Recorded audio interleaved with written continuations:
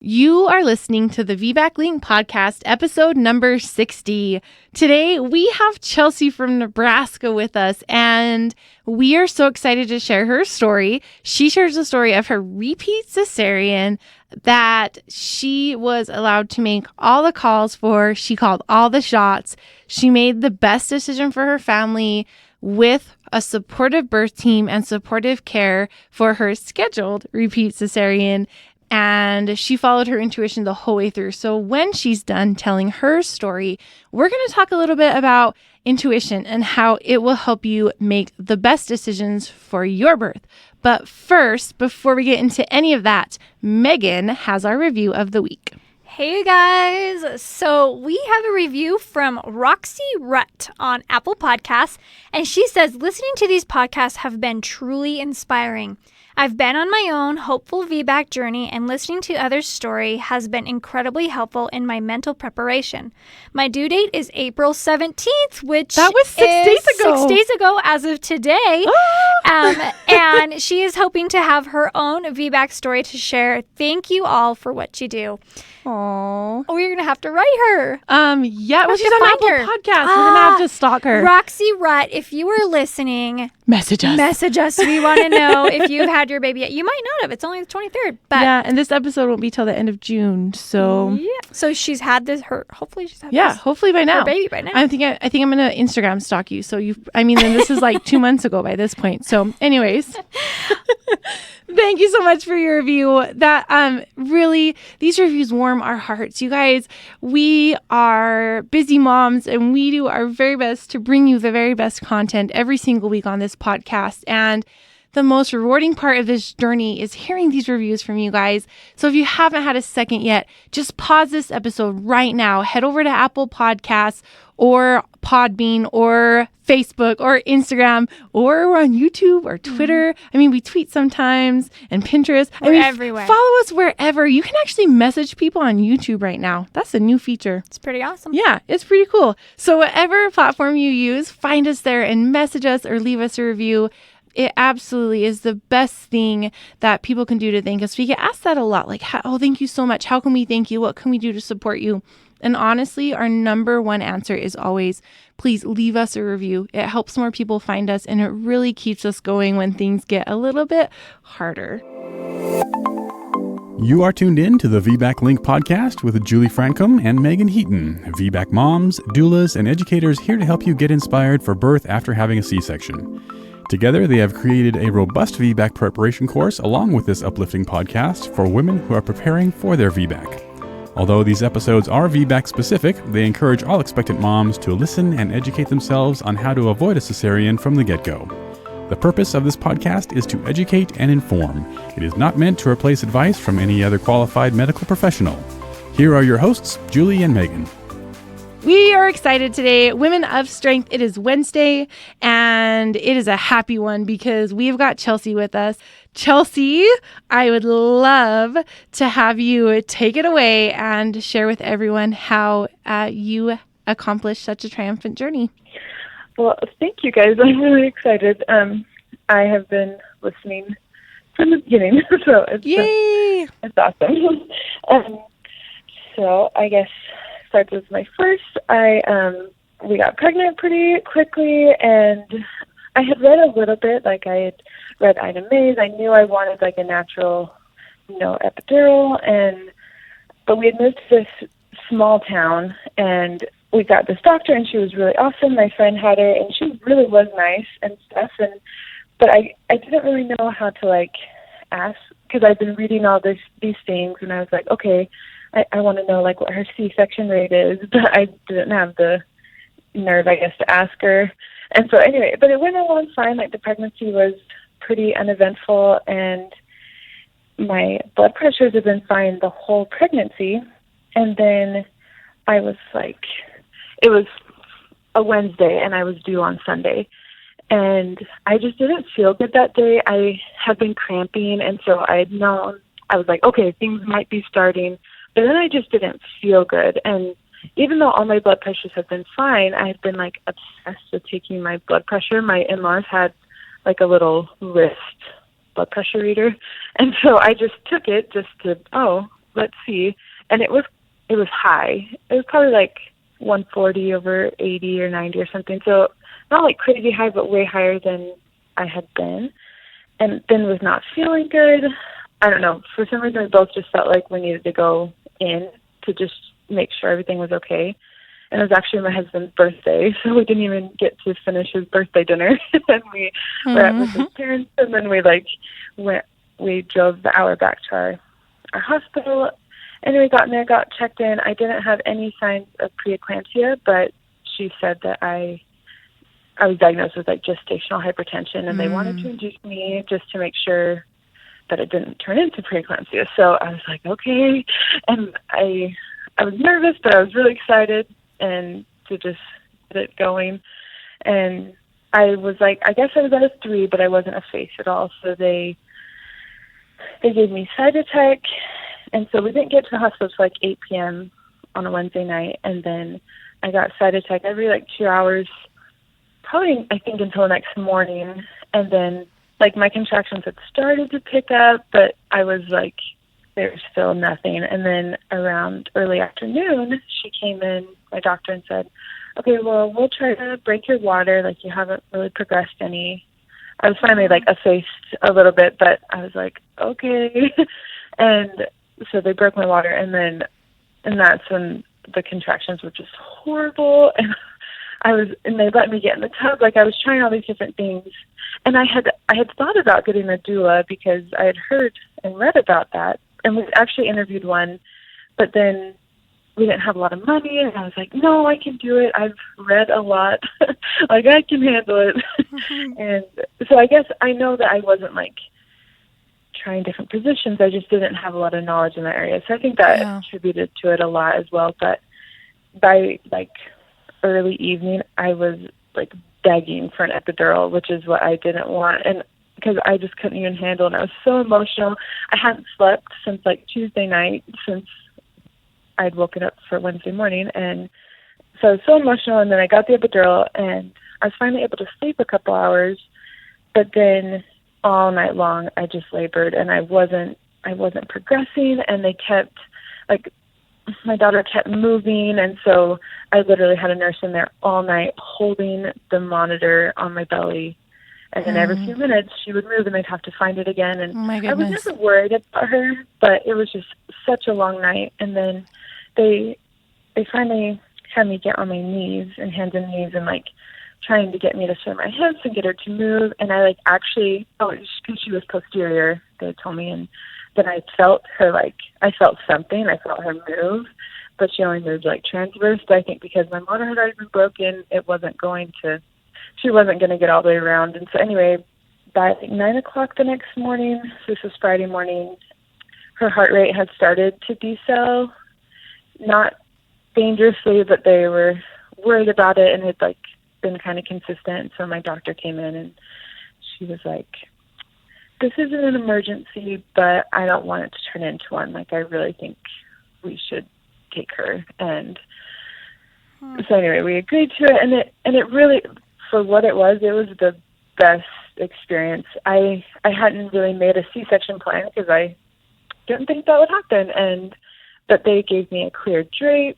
She came right to my chest, and she stayed on my chest until like recovery. And so it was the perfect gentle cesarean that I didn't know about, really. So I was really grateful for this small hospital like doing that for me. So then fast forward, we got pregnant last March, and actually got pregnant the November before that. And we had moved to a bigger town, and I had found ICANN during all of this, and really found a really supportive provider. And I had heard of many stories of women going to him, and he was so great.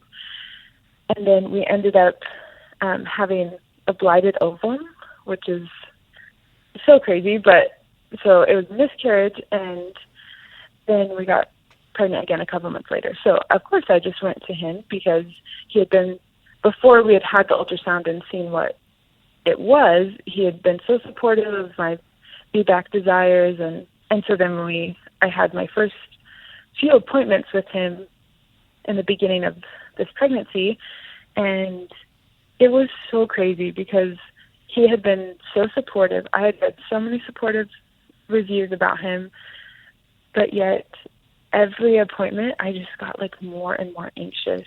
And I think I switched around like 17 weeks or something, 16 weeks. And so the last one I had with him, I just left like sobbing because he didn't say anything like non-supportive, but he was just like, well, my first daughter was 9-1. And so he's like, well, we'll just keep an eye on the weight, as it gets longer or more into the pregnancy. And I was like, oh, that's kind of red flag. I don't think I'm going to make a small baby. And then he said, kind of like the 41 weeks, we'll watch it.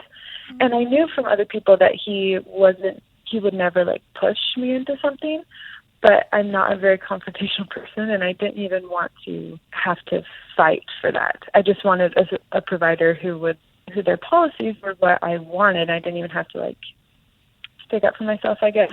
Yeah. In that way. And so I was actually in a VBAC like childbirth class here in Omaha, and there's only 4 couples in there. So we each went around and we were talking about our providers and what supportive things they were doing or saying, just making sure that they were supportive. And as I was telling my teacher just how much I thought he was supportive, like I just got more and more anxious. And I know that for me that means I need to change something. And she didn't tell me, okay, you need to change, but she just kind of like gave me this look, and I just knew in that moment that I needed to do something about it. But I was nervous because almost like that I didn't want to change, almost like I didn't want to make him feel bad or something, which is so crazy looking back. But I called these midwives with this teaching hospital here that have an amazing VBAC rate, and the hospital does as well. Like it's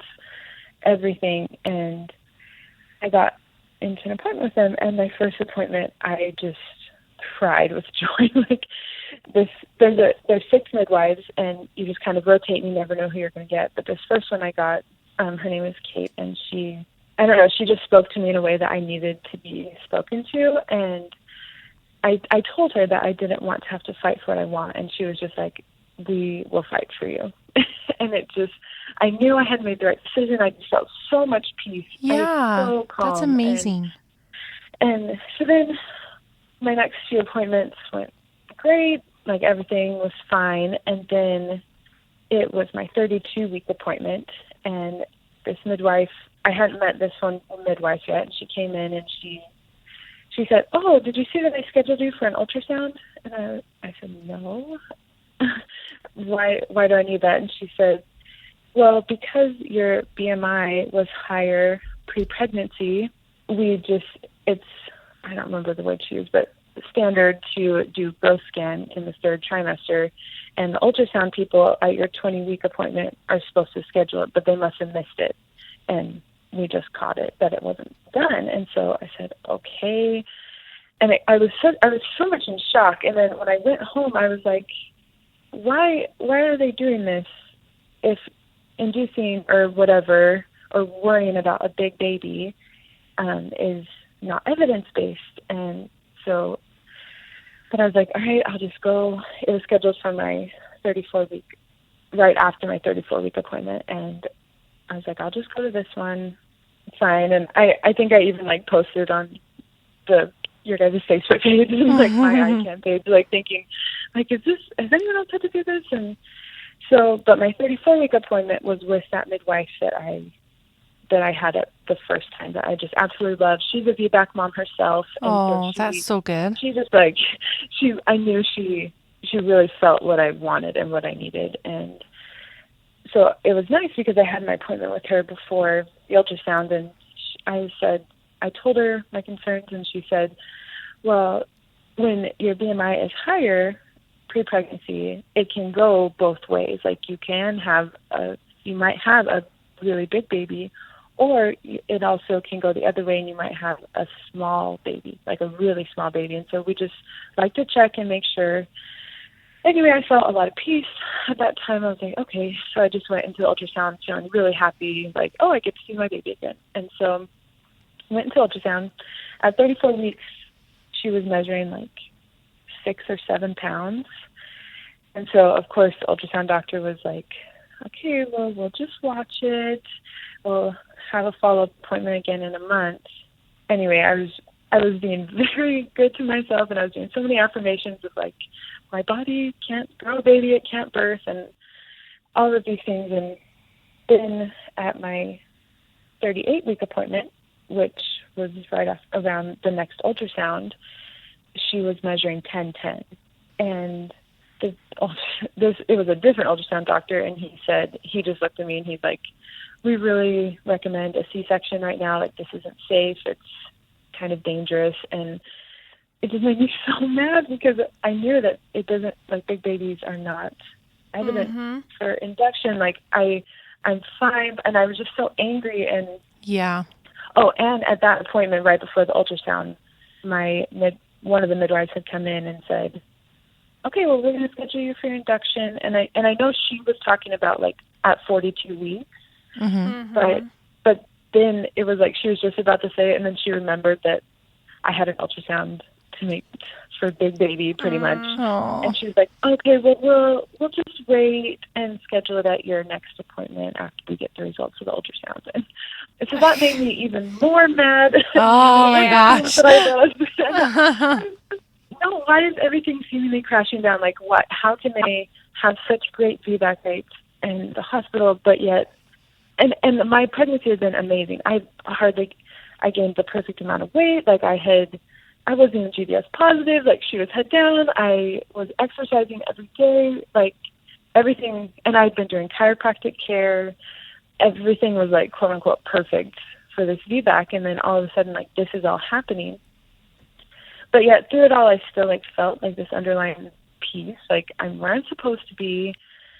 So it was after that ultrasound I called, and I had a doula, and I called her sobbing, and I was so upset because I was like, the ultrasound doc shouldn't just say that. Like, they need to talk to your provider first, all this stuff. And I didn't know this until this moment at 38 weeks, but she was friends with that midwife that I loved so much. And like, not just professionally, like she was friends with her. And so she's like, let me call her and I'll just kind of just tell her and see what she would say to the situation. And I was so grateful because I really trusted this midwife, and even if the other midwives would have told me the same thing, it really was like I knew she would tell me in the way that I needed to hear it. And so she called me back and she said, I don't remember what she said that the midwife had told her, but she said that she was in the office the next my appointments had all been on Mondays, and she said if you wanted to reschedule for Wednesday, that she would be happy to talk to you and talk about it. And I was so happy, so I switched my appointment, and so it was the day after Christmas. And I went into that appointment just feeling so grateful and so empowered because I'm like, I know she's going to tell me that the ultrasound people are being crazy, and and she was going to be so happy for me. And she had already told me big babies don't scare me and stuff like this. So then I went into that appointment, and like from the moment I walked in, I could tell that her demeanor was different. And no. She just kind of like looked at me and she's okay, big babies do not scare me. She's like, but I want to explain to you why I'm feeling a little apprehensive and why I'm going to tell you. And so she said that my daughter's head was measuring big, like 15 centimeters or something.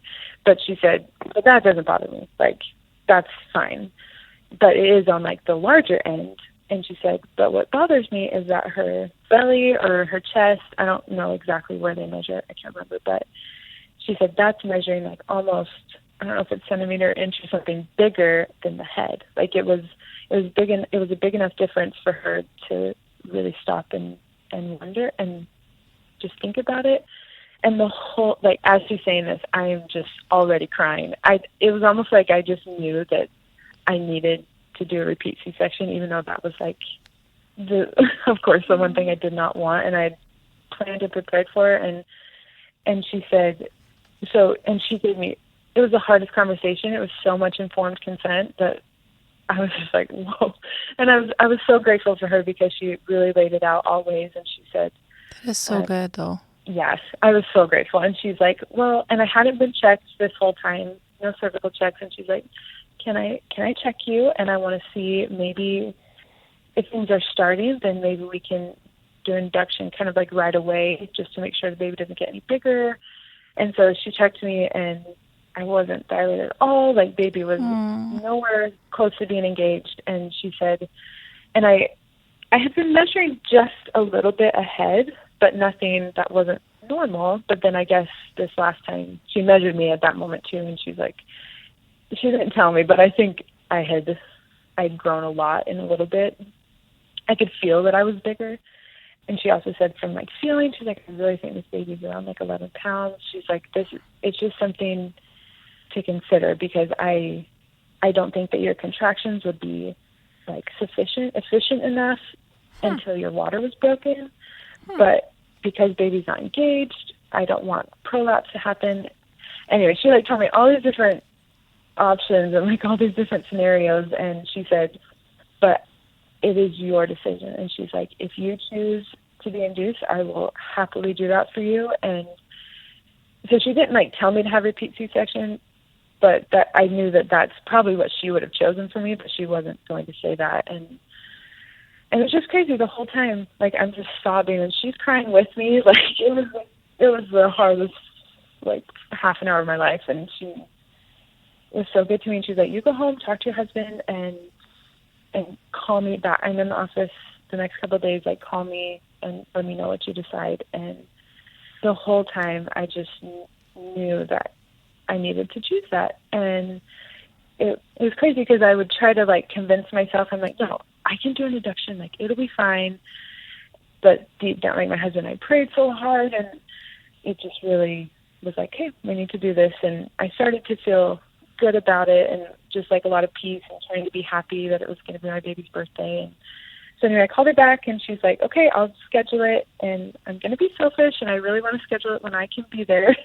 And I was like, please, that would be awesome. So anyway, it was scheduled for New Year's Eve, and it honestly was the best experience ever. Like, we got there early, and she had already told like all the doctors and all the like the anesthesiologists, like everyone that was going to be working with me, like that this wasn't what I wanted. And I felt like they were even extra compassionate than they already would have been. And it was just so amazing. Like, she stayed with me, so she was able to be there while they did the spinal tap when my husband couldn't. So that was nice. So I had someone that I knew there, and it was just so beautiful. And then it was kind of validating, even though I knew that it was the right decision. But when they said when they cut me open that both the doctors kind of just jumped a little bit because her eyes were right there. She was like, oh my gosh, hair or like a body part. Yeah, so she was posterior. But, yeah, and like she was just staring up at them, and Whoa. and they said her head was like tilted around my tailbone, and that it was like not moving. And so they really kind of had to work to get her out of there. And then she said I had like almost 2 liters of fluid in there. So I guess it was just all of these things kind of validated that we made the right decision. Yeah. For that. And then it is crazy because I've been taking my daughter to the chiropractor. Well, I did for the first couple months, because her head would always just kind of lean back. Like, she was always wanting to like look up. Mm-hmm. And so it was kind of crazy that she had probably been in that way in the womb for a while. And yeah. So it was crazy because I feel so empowered. Like, I know that I made the right decision, and like recovery was a breeze. I wasn't tired. I hadn't labored. It was, for what it was the most amazing experience, and I'm so grateful for everything. And I know that I can try again next time. And all the midwives too were like, we're here for you next time if you want to do a 2C. And so I'm really grateful. And it was really hard because even though I knew I made the right decision, probably the hardest part for me was knowing that I'd have to like tell everyone that I had been telling the whole pregnancy that I was trying for a vaginal birth. And I knew reading all the CBAC success stories on ICANN and on all the things that I now follow was going to be really hard. And it was hard, but as I've shared my story more, I'm like, no, I chose this, and it was obviously is what I needed for my baby. And maybe next time will be different. And that's how we aren't in control of everything, but we can control how we feel about it. Yeah. So I'm just really grateful for the whole experience. Good. You know, and sometimes when you, like, I know for me, like, when I made my own decision, like, it was so empowering for me, and it made me view the whole situation much differently because I called a lot of the shots, you know, in the end. Mm-hmm. So. Yep.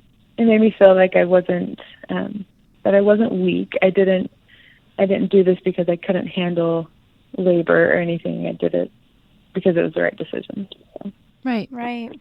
I love so much that your midwife really ultimately, like, gave you her professional opinion and then let you make the choices that were best for you. And I love that she said, you've mentioned, like, you know what, if you want, we're going to be here for you, and you can come and have a VBAC after 2 C-sections. Like, we're here for you. I love hearing that support, because sometimes it goes the opposite way, where a provider will not say that and say, well, now you're going to have C-sections forever. Now you can schedule this here on out, and, you know, it won't be stressful, and you can have C-sections here from here on out. And so I love that automatically they said, you know what, we're here for you, and we will help you, and you can do a VBAC after 2 C-sections. I love that. Yeah, absolutely. Well, and I really love that you had the power. Like, you had the power, and your midwife explained all of these things to you, and she said, okay, here is what my concerns are. Here are the risks. Here's the other concern. Here's the other risks. Here's the options, and you're in control. And so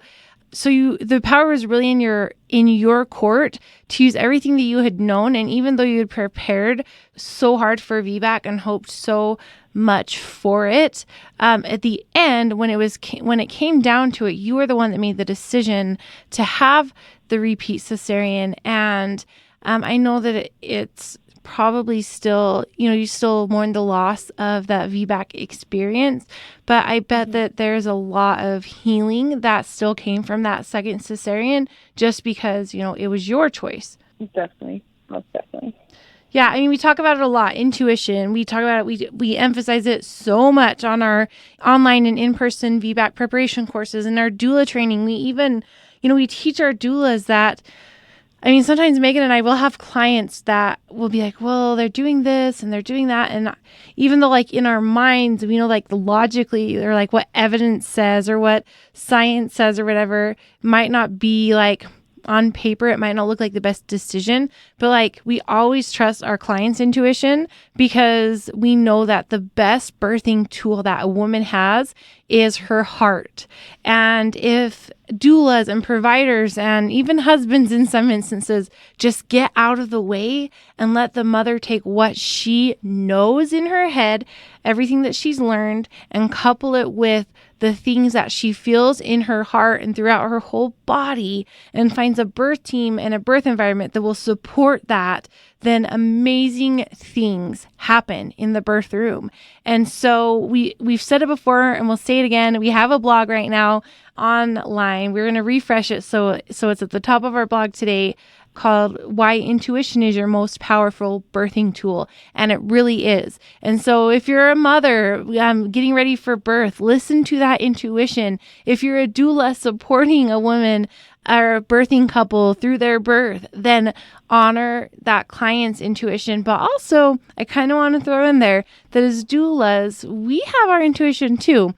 And so obviously, like, the birthing parent's intuition is the most important thing to follow. But as doulas, we can see and experience things in the birth room a different way and get a sense for where things might be headed, or when there might be something coming that might not be expected, or when we see nurses or doctors start to get a little anxious about things. And then we have this intuition that we can use to bring things to the birthing parents' attention, and then let those birthing parents use the things that we know from our intuition to make a decision based on their intuition. Does that make sense? Did you follow that whole process there? Mm-hmm. Right. And so that's why a doula is a great addition in the birth space too, is because this doula has this intuition based on her experience in the birth room, and the birthing couple has their intuition based on their specific circumstances. And then we know, like, nurses and providers and all of those things, if they step back from like the actual like what's supposed to happen process and the step-by-step rules of the hospital, if you're in a hospital, and step back, because we've had some providers with amazing intuition and make calls that might not be typical just based on like a gut feeling. And intuition is a powerful thing, and I guess that's just kind of what we want to mention here, is that if you can figure out how to get outside of your head and ground yourself and tune in to your, whatever you want to call it, your inner peace, your spirit, your soul, your heart, your gut, then beautiful things will happen. Couldn't agree more. So, Chelsey, thank you so much for sharing your repeat cesarean experience with us. I know that we like to share all different kinds of experiences on this podcast related to VBAC, and I really think that you're the perfect example of using the things that you know and basing your decision based on what you felt was the right thing for you, with also having a supportive provider that gave you true consent and the opportunity to decide the things that were right to you, that were not based on fear, but based on your knowledge and your heart. Thank you so much. Would you like to be a guest on the podcast? Head over to thevbaclink.com/share and submit your story. For more information on all things VBAC, including online and in-person VBAC classes, the VBAC blog, and Julie and Megan's bios, head over to thevbaclink.com. Congratulations on starting your journey of learning and discovery with the VBAC Link.